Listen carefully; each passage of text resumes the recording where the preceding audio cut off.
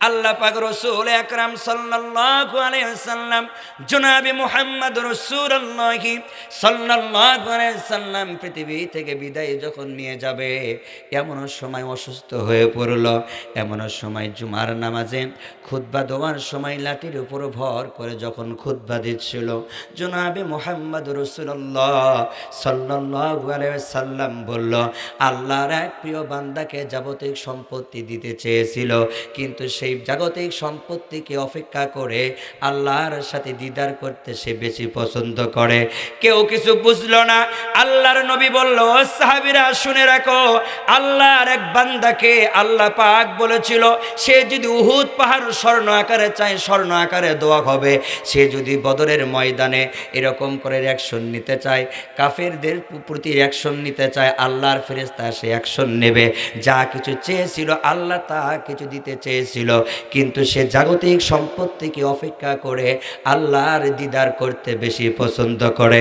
কেউ কিছু বুঝলো না, কেউ কিছু বুঝতে পারল না। হযরত আবু বকর সবচাইতে বয় বিরষ্ট মুরব্বী সাহাবী এই কথাটা শুনে বারান্দার ভিতর, মসজিদের বারান্দার ভিতর, মসজিদে নববীর বারান্দার ভিতরে এসে মাথার দেওয়ালের ভিতরে ঠুকায় ঠুকায় কান্না শুরু করে দিল। সাহাবীরা বলল, আবু বকর ভাই তুমি কেন কান্না করো? ভাই কান্না কেন করো?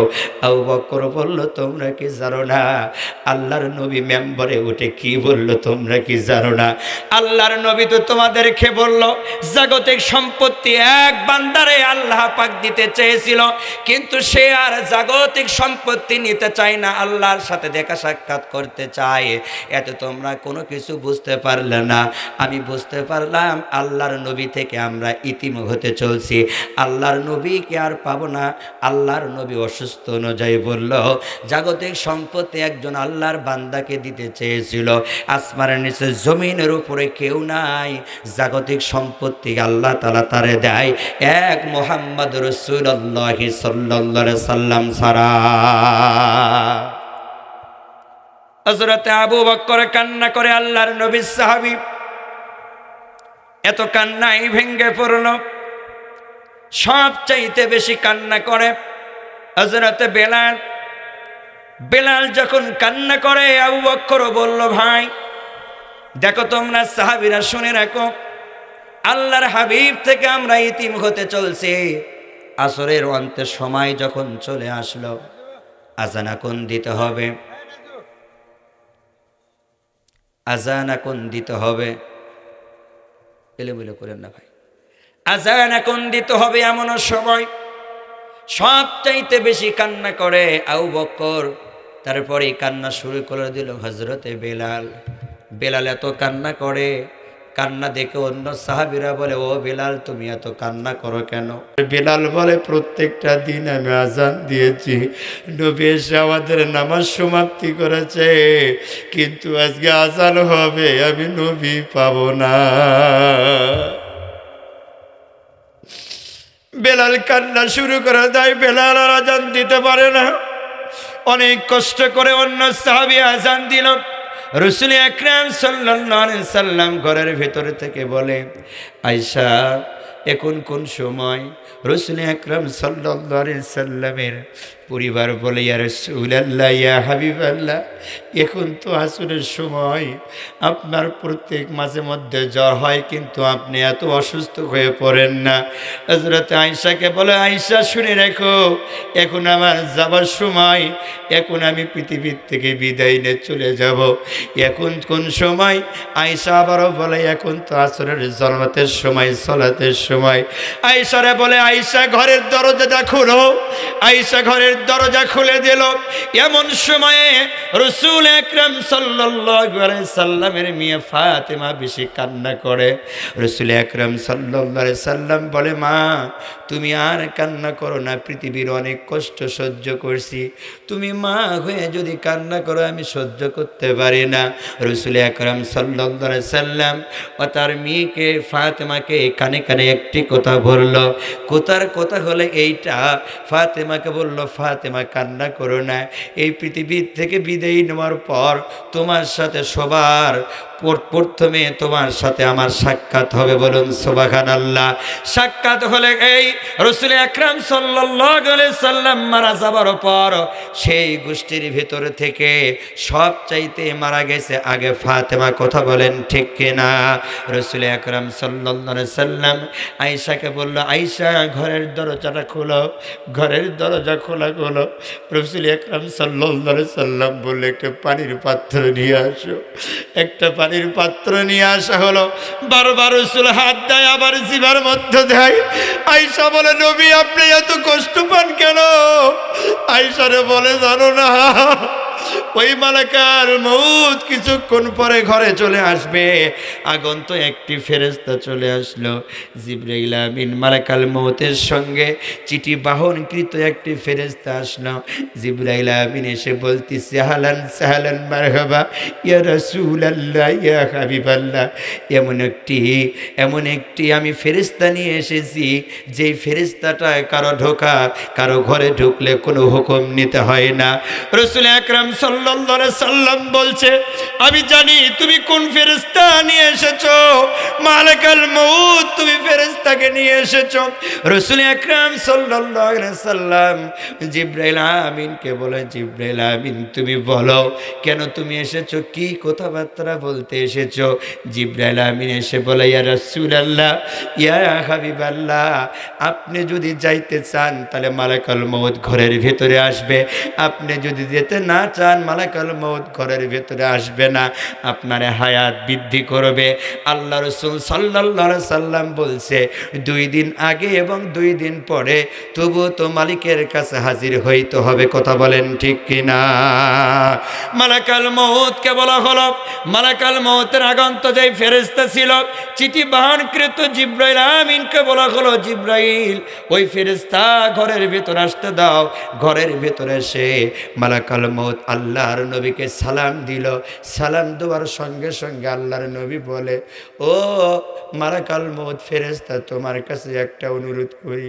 এই জমিনে তাইফের ময়দানে আমি দাওয়াত দিতে গিয়েছিলাম, আমি কখনোই ফেরেশতার কাছে সাহায্য চাই নাই।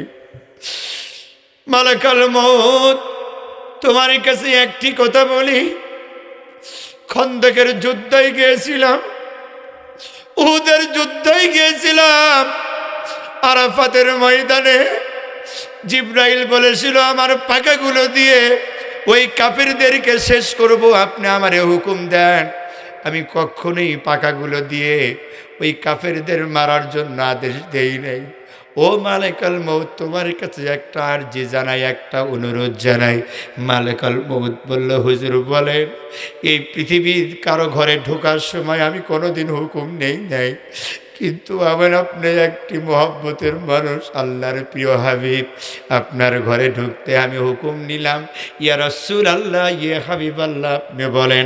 মালাকাল মউতকে বলা হলো, মালাকাল মউত আমার রূহটা যে কবজ করবার নিবা, মায়ের কুলের সন্তান যেমন দুধ খাইতে খাইতে স্তন থেকে দুধ খাইতে খাইতে ঘুমায় পড়ে, এমন করে আমার রূহটা জীবন থেকে নিয়ে নাও, খাসার ভেতর থেকে বের করো।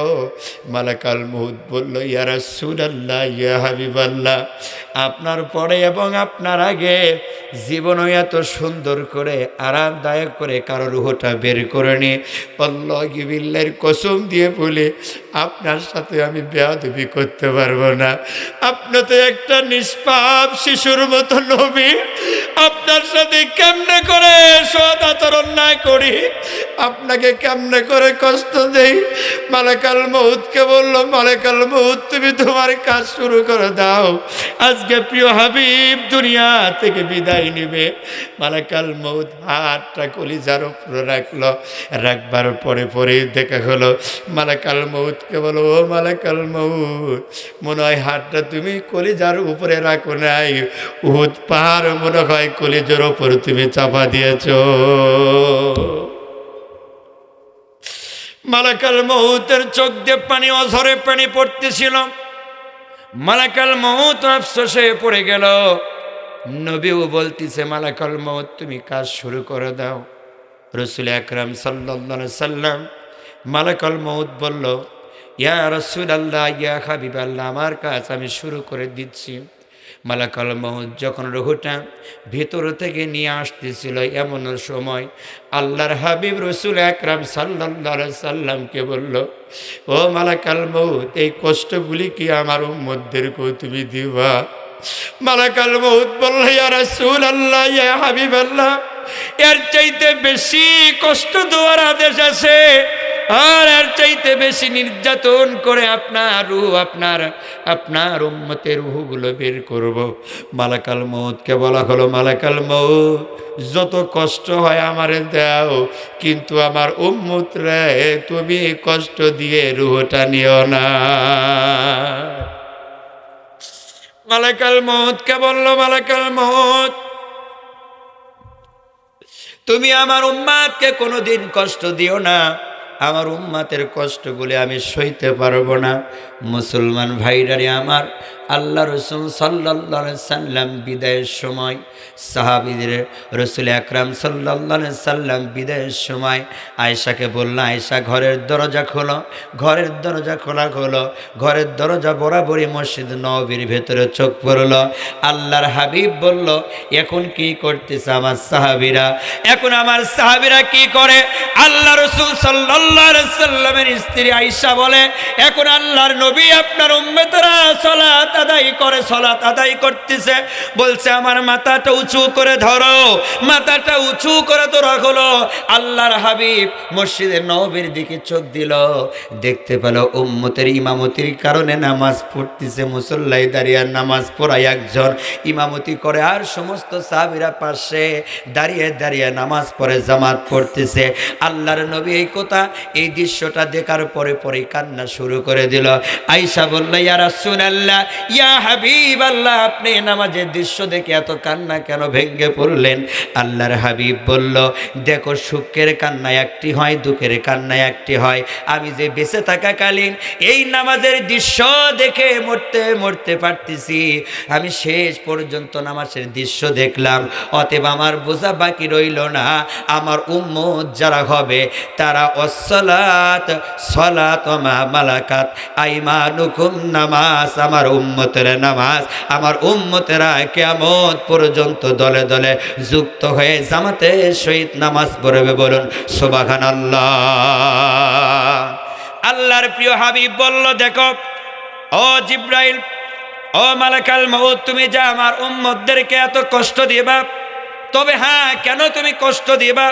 বলছে, আপনার উম্মাত যদি দুইটি কাজ করে আল্লাহর পক্ষ থেকে ফয়সালা হয়ে গেল। আমার প্রিয় হাবিবকে জিবরাইল আমিন মৃত্যুর সময় আমার প্রিয় হাবিব আমার কাছে কিছু চাই। মেরাজ করেছিল, 50 ওয়াক্ত নামাজ দিয়েছিলাম। আমার প্রিয় হাবিব চেয়েছিল আমার বান্দা 5 ওয়াক্ত নামাজ পড়বে, আপনি কমায় দেন। আমি প্রিয় হাবিবের কথা শুনে কমায় দিয়েছি।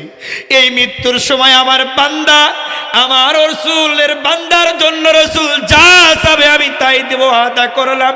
আল্লাহর হাবিব জিবরাইল আমিনকে বলল, আমার আল্লাহর কাছে বলো, আল্লাহর সাথে আমার কানেক্টেড করে দাও, সংযোগ করে দাও। আমার আল্লাহরে বলো, আমার উম্মত যারা হবে, আমার বান্দা যারা হবে, যারা দুইটা কাজ করবে, তারা জানি কখনো মৃত্যুর কষ্ট পায় না।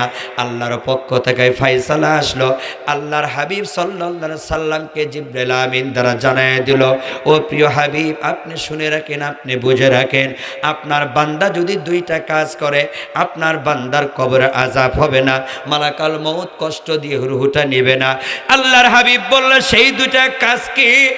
এক নাম্বার কাজ হলে যাদের অন্তরটা, যাদের রূহটা, যাদের কলিজাটা, যাদের সম্পত্তি, যাদের কলিজাটুকু, যাদের সম্পত্তি, যাদের হায়াত, যাদের সম্পত্তি, কলিজাটুকু সম্পত্তি, হায়াত, মউত সব কিছু মসজিদের বারান্দার সাথে, দেওয়ালের সাথে লেগে থাকবে, তারা কখনোই মৃত্যুর সময় কষ্ট পাবে না। বলুন সুবহানাল্লাহ।